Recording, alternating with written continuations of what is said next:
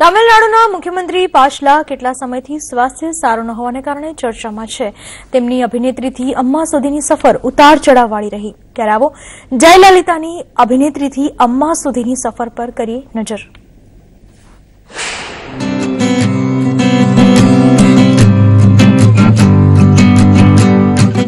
આ તસવીર જયલલિતાની છે જ્યારે તેઓ ફિલ્મ અભિનેત્રી હતા। એ જયલલિતા હવે તામિલનાડુના મુખ્યમંત્રી તરીકે ઓળખાય છે।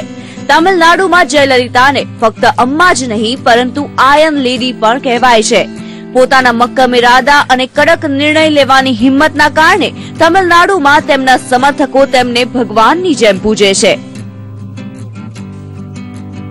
જયલલિતાએ પહેલા ફિલ્મોમાં સફળતા મેળવી, પછી ફિલ્મોથી રાજનીતિ સુધીની સફર। જયલલિતાનો જન્મ એક તામિલ પરિવારમાં 24 ફેબ્રુઆરી 1948માં કર્ણાટકના મેલુર કોટ ગામમાં થયો હતો। બ્રાહ્મણ પરિવારમાં જન્મેલા જયલલિતાએ બાળપણમાં ચર્ચ પાર્ક કોન્વેન્ટ સ્કૂલમાં શિક્ષણ મેળવ્યું। તેઓ જ્યારે ફક્ત 2 વર્ષના હતા ત્યારે તેમના પિતા જયરામનું નિધન થયું। ત્યારબાદ તેમની માતા વેદાવલી તેમને બેંગ્લોર લઈ ગયા।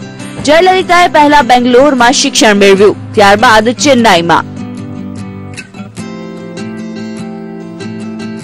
જયલલિતાના પિતાના મૃત્યુ બાદ તેમની માતાએ ફિલ્મોમાં કામ કરવાનું શરૂ કર્યું।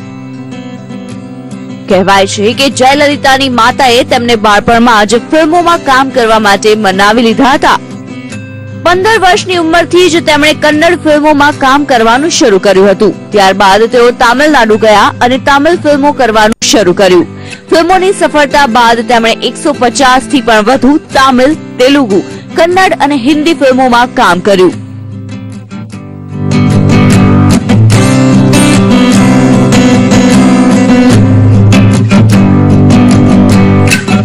રસપ્રદ વાત એ છે કે જયલલિતા એ દાયકાની પ્રથમ હિરોઈન હતી જ્યારે તેમણે સ્કર્ટ પહેરીને ફિલ્મોમાં ભૂમિકા ભજવી અને તે સમયે આ ખૂબ મોટી વાત ગણાતી।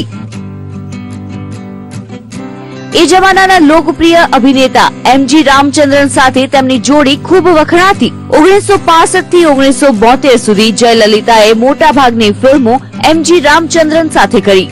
જયલલિતાએ પોતાના જીવનમાં એટલા ઉતાર ચઢાવ જોયા જે કોઈ ફિલ્મ કરતા ઓછા નથી। બ્યુરો રિપોર્ટ, સંદેશ ન્યૂઝ।